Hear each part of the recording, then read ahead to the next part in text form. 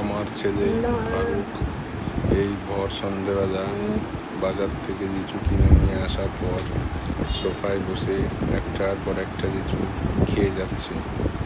জামাই ষষ্ঠীর আগের দিন লিচু 250 থেকে 400 টাকা কেজি পাওয়া যাচ্ছিল, কিন্তু ফারুক লিচু খেতে ভালোবাসে, তাই অনেকগুলো লিচু কিনে নিয়ে আসার পর আমি মিনিতে হয়তো একটা খেতে পারি, কিন্তু ফারুক মিনিতে 2 বেশি লিচু ছাড়িয়ে নিজে থেকে মুখে পুরে খাচ্ছে এবং জিনিসটাকে খুব উপভোগ করছে।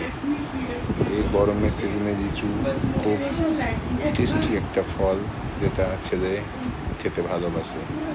আগে আমি লিচু খেতাম, এখন আমার ভবিষ্যৎ জেনারেশন ফারুক সে লিচু খাচ্ছে।